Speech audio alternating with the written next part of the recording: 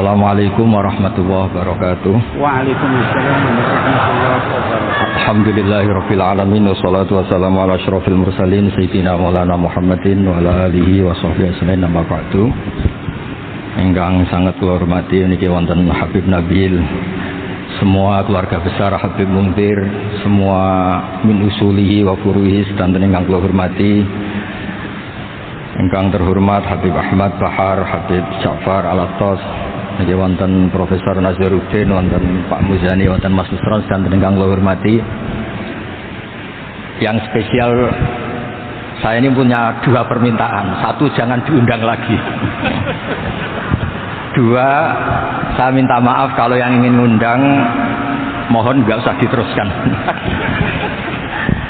Saya akan cerita yang ilmiah. Saya terima kasih tadi sama Habib Abdullah bin Ja'far sama Ustadz Hasan Syafur Rizal.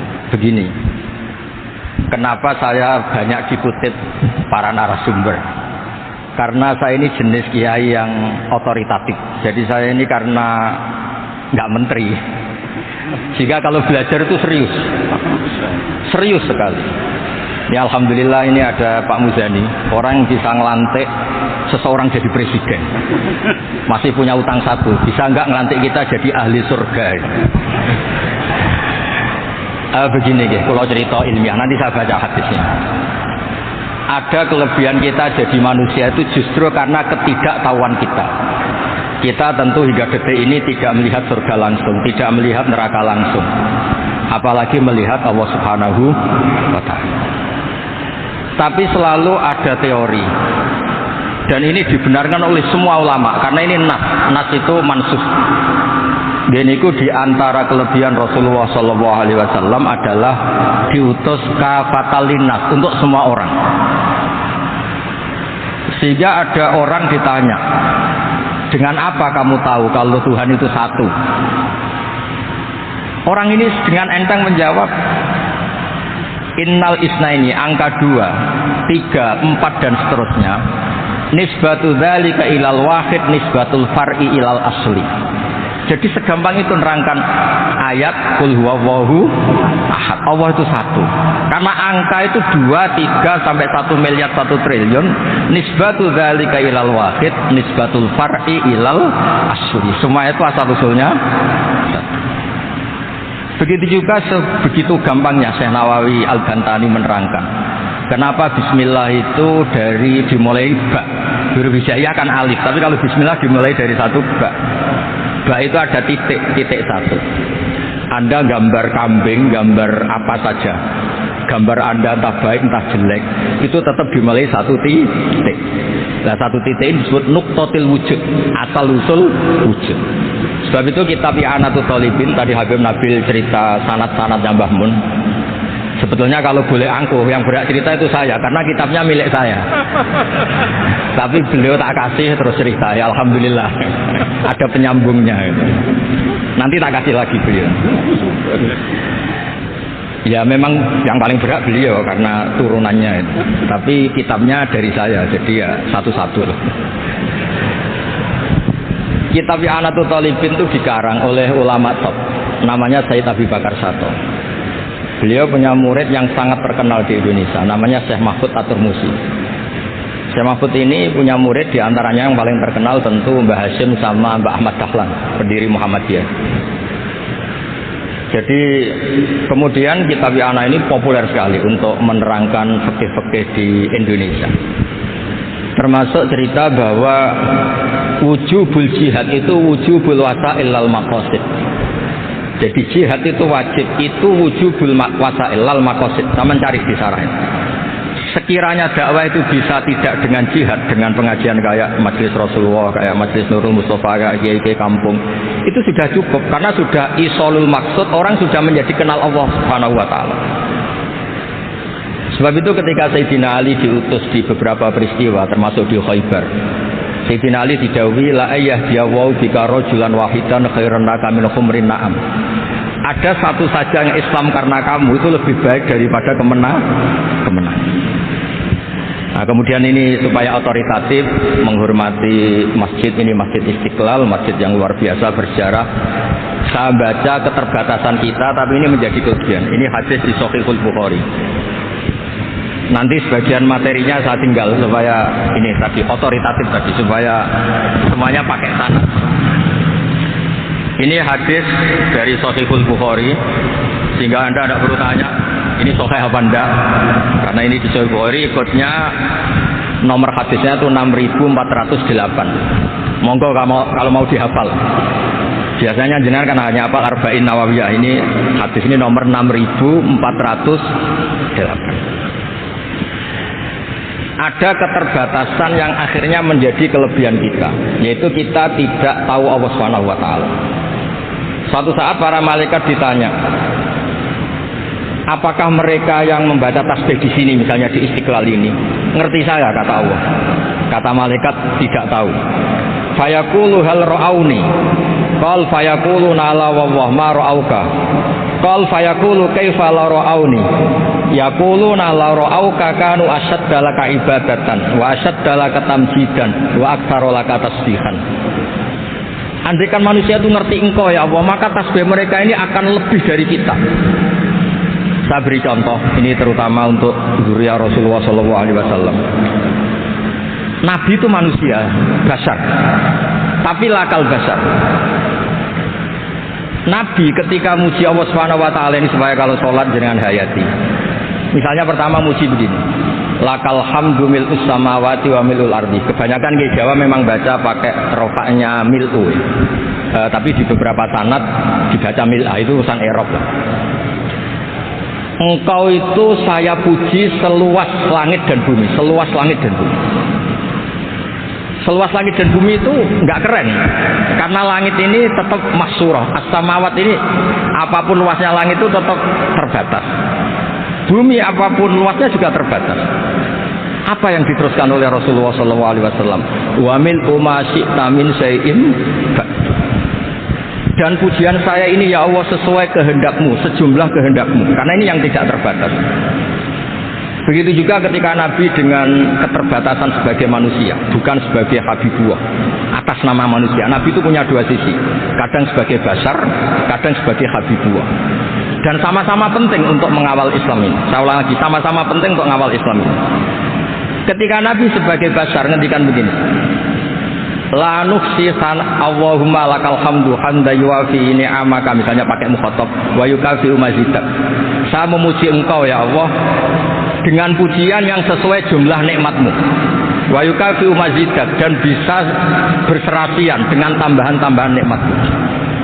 Tapi apapun luasnya nikmat itu terbatas, sehingga Nabi nambahi, la uksi sanaan alika anta kama atneta ala nafsik. Saya muji ini tidak terhitung, sama sejumlah pujian yang engkau lakukan. La uksi atau la nuksi sanaan alika anta kama atneta ala nafsik. Sehingga ini kreasi-kreasi Bani Adam yang malaikat itu tidak bisa. Saya ulang lagi, ini kreasi-kreasi Bani Adam yang bakat malaikat itu tidak bisa. Ini saya baca di kitab Fathul Bari, ini sarahnya kitab Bukhari. Kata Imam, ini saya ulang lagi, ini kata Imam Ibnu Hajar Al Asqalani, pensarah terbaik Bukhari. Jadi Sahihul Bukhari itu punya sarah paling terkenal namanya Fathul Bari. Itu gurunya Syekh Zakaria Al Ansori. Syekh Zakaria itu dikenal sebagai Syekhul Islam. Itu berkahnya punya guru alim banget, kereng. Ibnu Hajar Al Asqalani itu kereng itu keras. Kalau muridnya ada bisa itu keras sekali, tapi urusan ngaji saja. Terus punya murid itu pinter sekali, namanya Ibnu Hajar Al Haytami. Jadi beliau kalau mau ngaji ya susah, karena gurunya tuh alim nyuruh baca. Kalau mau ngajar ya susah, muridnya tuh alim, takut salah. Jadi akhirnya pinter. Orang punya murid alim alama itu kan bingung. Makanya saya tidak suka kalau Profesor Nazar ngaji saya, nanti ngoreksi repot. Sudah gitu Islamnya beliau formal karena Menteri Agama, saya non formal. Lama-lama Islamnya beliau legal, saya ilegal. Kan jadi repot nanti. Makanya tadi tak bully, tak cocokkan. Kalau jenengan Menteri Agama sampai akhirat berarti top. Tapi kayaknya di akhirat saya yang ngelamar jadi Menteri Agama. Tidak ada, ini nggak penting lagi. Ini hanya kujulukan saja supaya kelihatan bahwa menteri pun juga warga Indonesia. Begini kata Ibnu Hajar Al-Asqalani, ini sahabat saya supaya penghormatan saya sama Habib Umar Hafid. Saya ini baca kitab beliau khatam serius, namanya Taujihun Nabi li Mardhati Bari, yang ditulis oleh Ustadz Fahmi bin Ali bin Ubaidun. Saya baca banyak, termasuk ketika beliau punya manhaj yang tidak populer, kata beliau fala budda antuwat tina nafsaka ala annana khudamatu hadal kaun. Kamu harus yakin bahwa tugas kiai, tugas ulama itu khudamatu hadal kaun, mengkhidmati semua alam raya ini.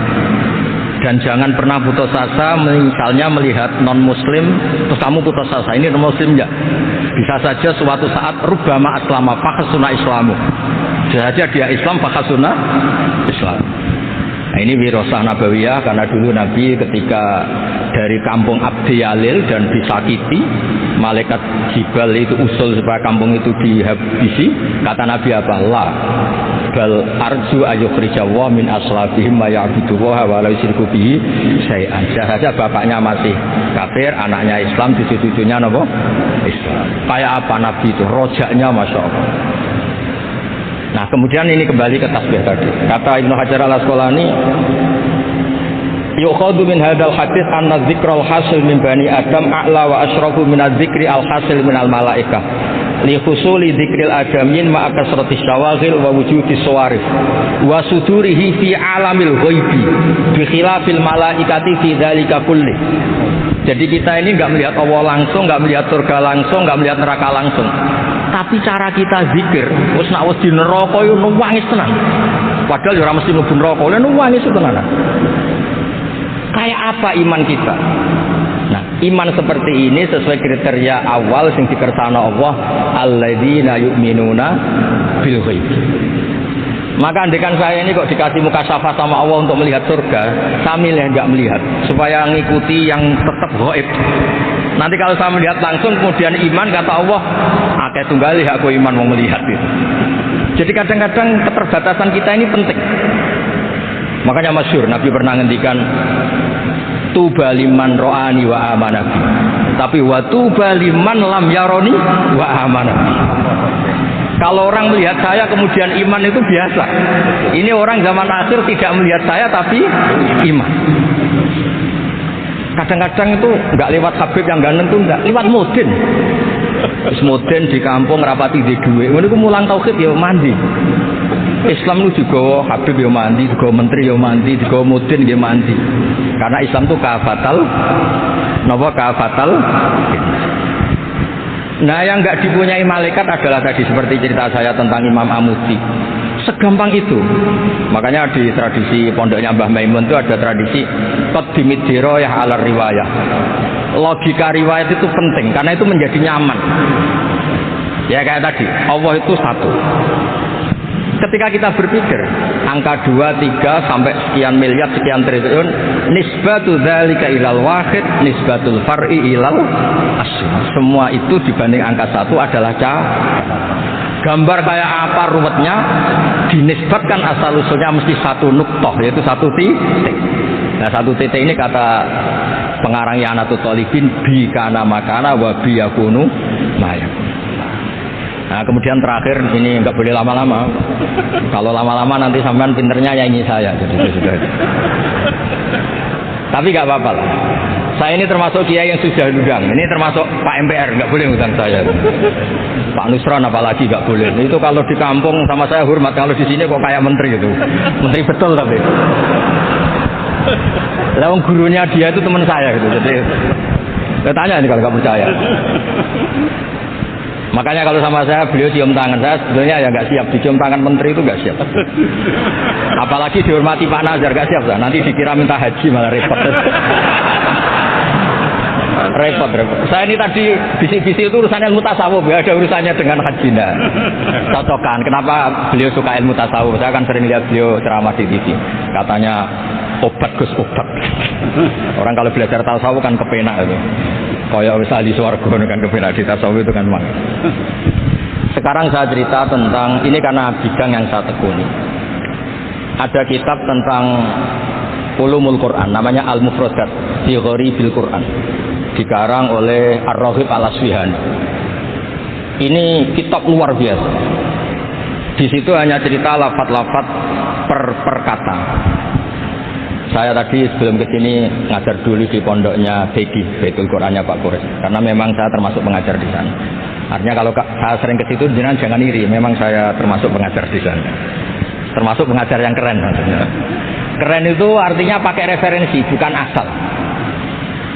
Begini kata kitab itu.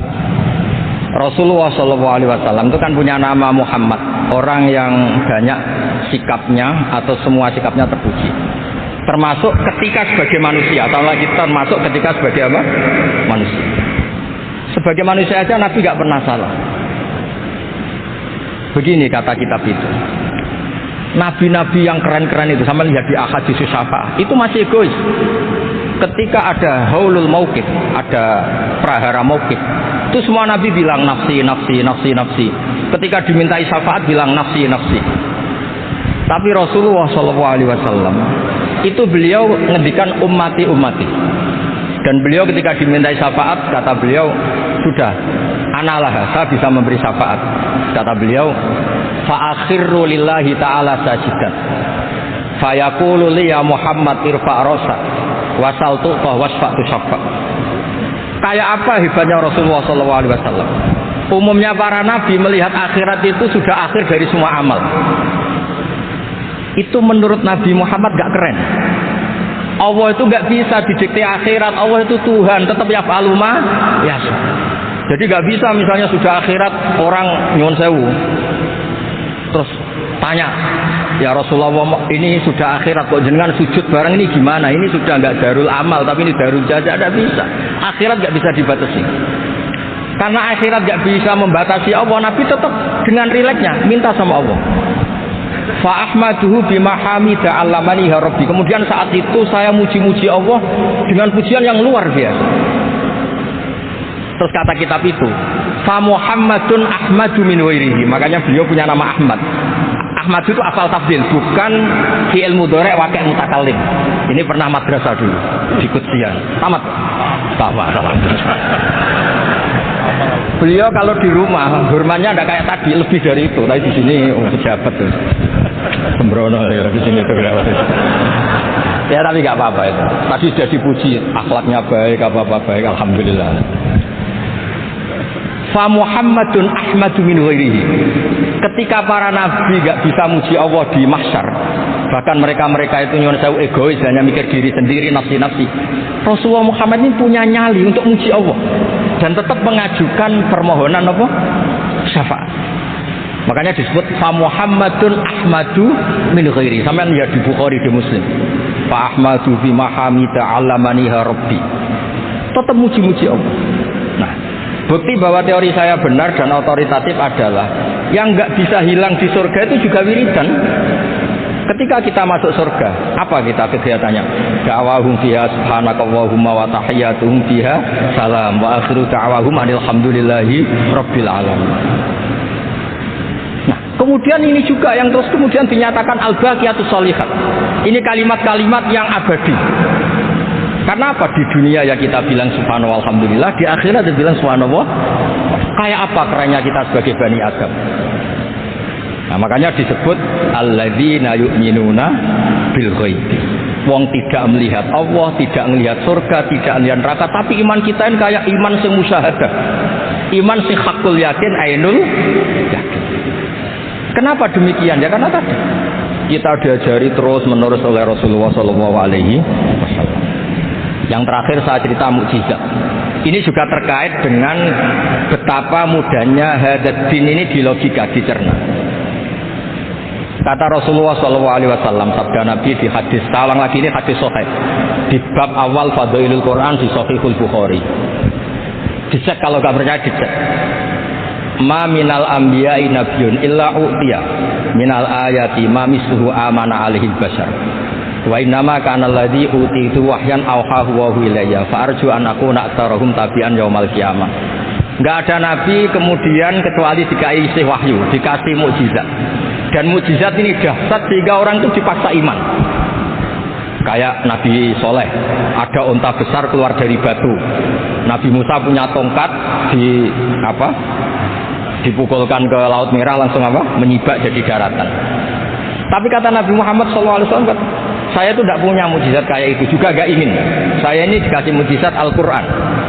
Dan saya berharap karena mukjizat Quran ini adalah terus kemudian umatku menjadi yang terbanyak ila yaumil ya. Sekarang kita berlogika. Ini kata kitab Fathul Bari lagi.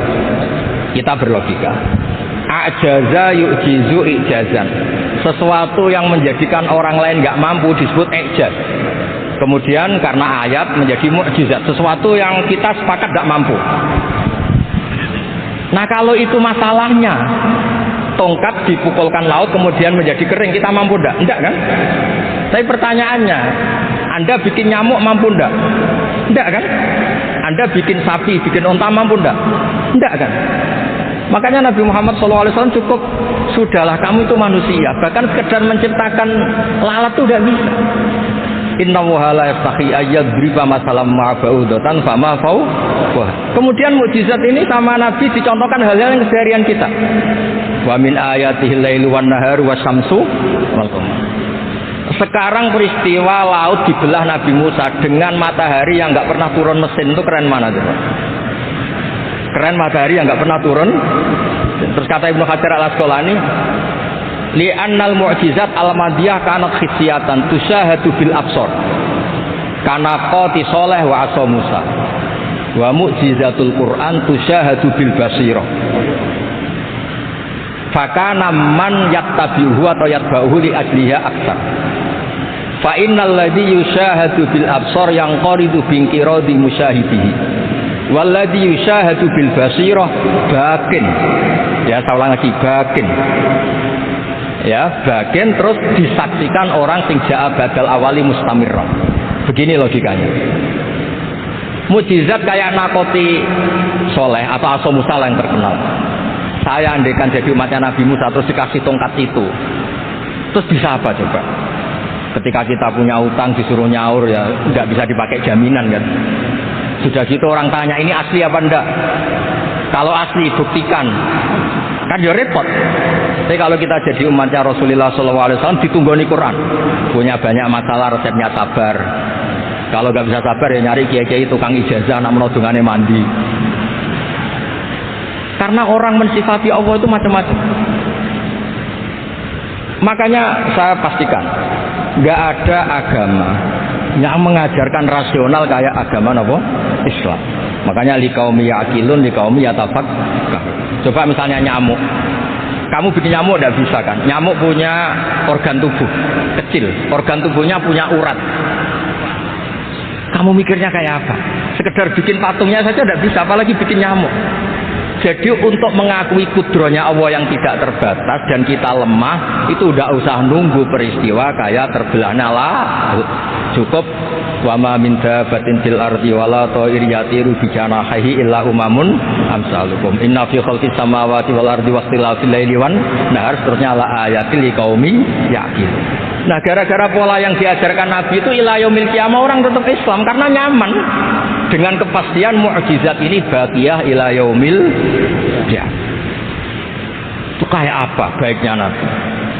Makanya saya suka tadi burda yang dibaca Ahmad bin Sa'id Al-Busiri yang ngarang burda. Itu kalau berpikir itu sederhana. Ngeten lho Gusti, malah nerangno pangeran. Lama da'awa da'ina li ta'ati bi akramir rusli kuna akramal umami. Ngeten lho Gusti, karena Rasul Muhammad itu terbaik, ya logikanya umatnya juga terbaik. Jadi lama da'awa da'ina li ta'atihi bi akramir rusli mesti kuna akramal umam.